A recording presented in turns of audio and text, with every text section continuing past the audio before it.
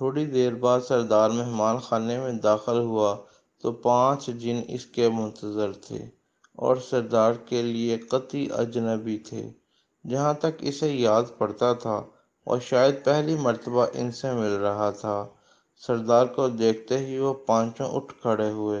دعا سلام اور مصافحہ کے بعد وہ سب آرام سے بیٹھے اور پھر سردار کی سوالیہ نگاہوں کے جواب میں وفد کے ایک فرد نے بات چیت شروع کی۔ آپ سوچ رہے ہوں گے کہ ہم لوگ آپ کے پاس کیوں آئے ہیں جبکہ ہم آپ کے لیے اجنبی ہیں۔ سب سے پہلے تو آپ کے شربت کی خاص تعریف کروں گا، بہت لذت امیز اور فرحت بخش تھا۔ ہم آپ کی تعریف کا شکریہ ادا کرتے ہیں، سردار نے باوقار انداز میں مسکراتے ہوئے کہا۔ یہ آپ کی نوازش ہے، وہی فرد بولا۔ پھر ذرا سنجیدگی اختیار کرتے ہوئے گویا ہوا، اپنی آمد کا مقصد بیان کرنے سے پہلے میں اپنا اور اپنے ساتھیوں کا تعارف کروا دوں۔ یہ کہہ کر وہ اپنے ساتھیوں کی طرف مڑا۔ ہم سب الگ الگ قبیلوں سے تعلق رکھتے ہیں اور کافی دور دراز علاقوں کا سفر کرتے ہوئے آپ کے پاس آئے ہیں۔ ان کا نام توہار ہے، یہ گاسا ہیں، یہ جبروش ہیں، ان کا نام ہے اشماک۔ اپنے ساتھیوں کا تعارف کرانے کے بعد وہ دلکش انداز میں مسکراتے ہوئے پھر سردار کی طرف متوجہ ہوا۔ اوہ اچھا، سردار کے منہ سے نکلا، اور آپ کی تعریف؟ میرا نام قالان ہے اور میں قبیلہ جباش سے تعلق رکھتا ہوں، اس نے بتایا، اور سردار چونکا۔ قبیلہ جباش؟ یہاں سے تو ہزاروں میل کے فاصلے پر ہے۔ جی ہاں، دیکھ لیجئے، مسئلہ ہی کچھ ایسا ہے کہ مجھے آنا پڑا۔ آپ بیان جاری رکھیں، سردار نے سر ہلا کر کہا۔ دراصل بات یہ ہے کہ ہم نے ایک تنظیم کی بنیاد رکھی ہے۔ ہم آپ کو بھی اپنی تنظیم کا رکن بنانا چاہتے ہیں۔ اس تنظیم کا مقصد یہ ہے کہ پوری دنیا میں جتنے بھی مظلوم اور کمزور جن ہیں، ان کی مدد، ان کے حق کے لیے آواز اٹھائی جائے۔ سردار نے ہنکارا بھرا۔ اس تنظیم کا نام کیا ہوگا؟ انجمن برائے اسناد جن گردی، قالان نے بتایا۔ یہ تنظیم دراصل انسانوں کے مظالم کے خلاف ہوگی۔ ہم اس میں جن بچاؤ مہم چلائیں گے۔ یعنی آپ انسانوں کو ہلاک کریں گے؟ سردار چونکا۔ ہرگز نہیں، آپ غلط سمجھے ہیں، قالان نے نفی میں سر ہلایا۔ میرا مقصد صرف یہ ہے کہ انسانوں نے ہم لوگوں پر اپنی جو اجارہ داری قائم کر رکھی ہے، اس کا خاتمہ کیا جائے۔ انسان کتنا فتنہ پرور ہے، وہ ہمارے مظلوم اور کمزور لوگوں کو اپنے قابو میں کر لیتا ہے اور پھر اپنے تابع کر کے ان بیچاروں سے گدھوں کی طرح کام لیتا ہے۔ یہاں تک کہ بار برداری بھی کروائی جاتی ہے۔ کبھی کوئی عمارت اٹھوائی جا رہی ہے، کبھی پہاڑ تڑوائے جا رہے ہیں اور کبھی کسی آستانے کی جھاڑو دلوائی جا رہی ہے۔ یہ انسان اتنے چالاک ہوتے ہیں کہ ان کے عمل جنوں کی نفسیات پڑھ کر ان پر ہاتھ ڈالتے ہیں۔ اگر جن طاقتور اور دلیر ہوتے ہیں تو یہ لوگ ان پر ہاتھ نہیں ڈالتے۔ اگر جن معصوم اور بھولے بھالے ہوں تو انسانوں کے عمل فوراً ہی ان کی گردن ناپ لیتے ہیں۔ کیا یہ ظلم کی انتہا نہیں؟ سراسر ظلم ہے، سردار نے فوراً تائید کی۔ بس، تو پھر آپ اس تنظیم کے ممبر بن جائیں۔ قالان جوش میں بھر گیا۔ میں تیار ہوں، مجھے کیا کرنا ہوگا؟ سردار نے پوچھا۔ بہت خوب، قالان خوش ہو گیا۔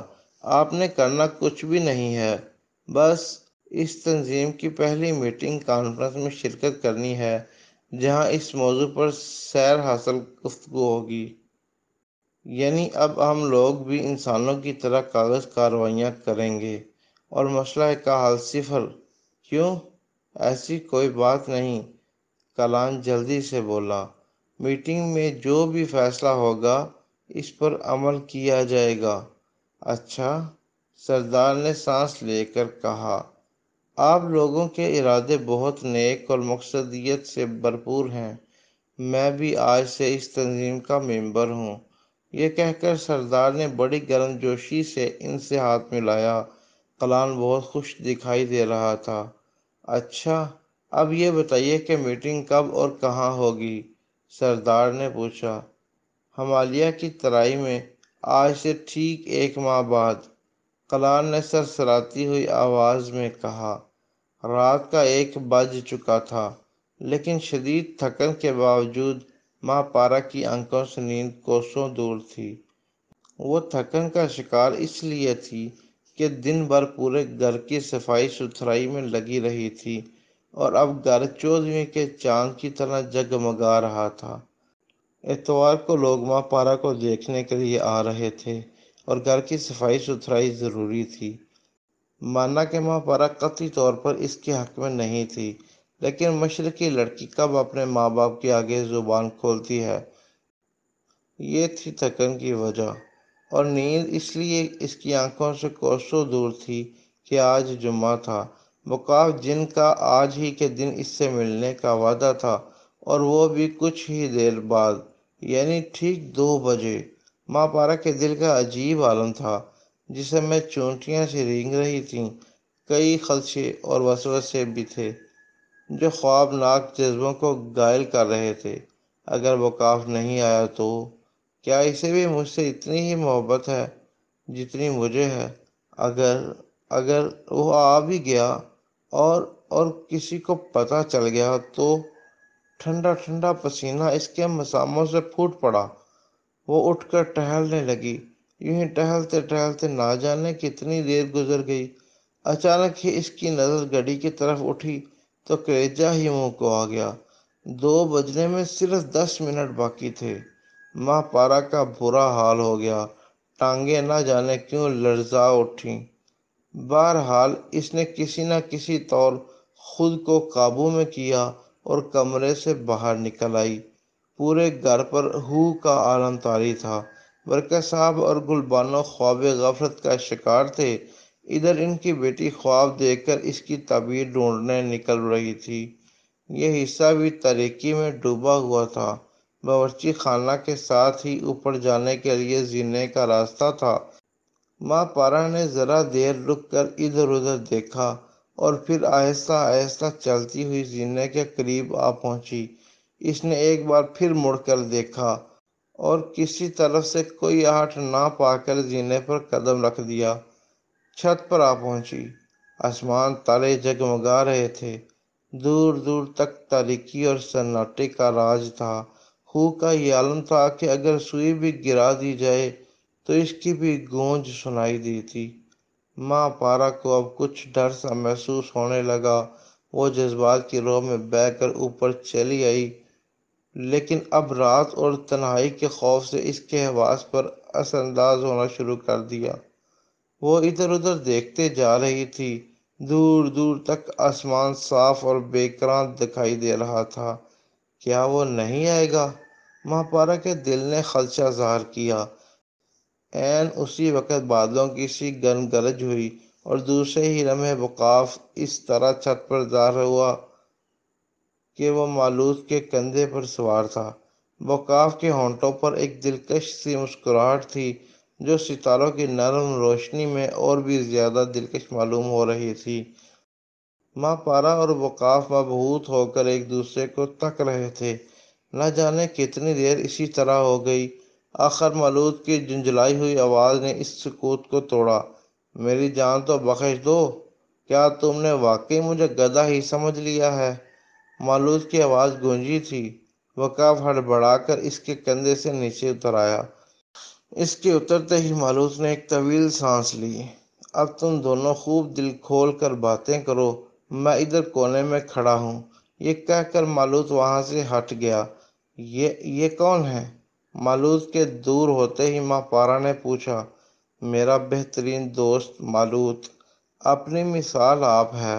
اس نے کبوتر بن کر تم تک میرا پیغام پہنچایا تھا، اور اب مجھے لاد کر بھی یہاں تک لایا ہے، بلکہ گدھے کی طرح، وقاف نے مسکراتے ہوئے کہا۔ ماں پارا بھی ہنس دی۔ وقاف اسے غور سے دیکھ رہا تھا۔ تم ہنستی ہوئی اور بھی حسین لگتی ہو، وقاف نے کہا۔ ماہپارہ کے چہرے پر رنگین کہکشائیں بکھر گئیں۔ شکریہ، وہ مسکرا کر بولی، ساتھ ساتھ شرما بھی رہی تھی۔ مجھے تم سے کتنی باتیں کرنی تھی، لیکن اس وقت ایسا لگ رہا ہے کہ میں ساری باتیں کر چکا ہوں۔ پتہ نہیں کیوں وقاف آپ بڑبڑایا۔ دونوں ایک بار ایک دوسرے کو دیکھنے لگے، پھر ہمت کر کے ماہپارہ بولی، آپ بالکل ٹھیک وقت پر آئے ہیں۔ بھائی، آنا ہی تھا، تم سے وعدہ جو کیا تھا۔ آپ غلط سمجھے، میرا کہنے کا مطلب ہے کہ آج جمعہ تھا اور پرسوں یعنی اتوار والے دن کچھ لوگ مجھے دیکھنے کے لیے آ رہے ہیں۔ کیا مطلب؟ کیا تم پر اب ٹکٹ لگ جائے گی؟ وقاف نے حیرت سے پوچھا۔ ارے نہیں، شادی کے لیے۔ میرے گھر والے میری شادی کر رہے ہیں، لڑکے والے مجھے دیکھنے کے لیے آ رہے ہیں، ماہپارہ نے سمجھایا۔ شادی؟ وقاف بھونچا کر رہ گیا۔ تمہاری شادی؟ مگر کیوں؟ ان کی مرضی، ماہپارہ نے اداس انداز میں کندھے اچکائے۔ میں یہ شادی ہرگز نہیں ہونے دوں گا، وقاف نے مضبوط لہجے میں کہا۔ آپ کیا کریں گے؟ ماہپارہ نے اسے عجیب سی نظروں سے دیکھا۔ میں جن ہوں، کچھ بھی کر سکتا ہوں۔ پر کٹے ہیں، گردن تو نہیں کٹی۔ یہ بتاؤ کہ کیا تم شادی کے لیے راضی ہو؟ نہیں، ماہپارہ نے جواب دیا۔ کیوں؟ وقاف کا سوال تھا۔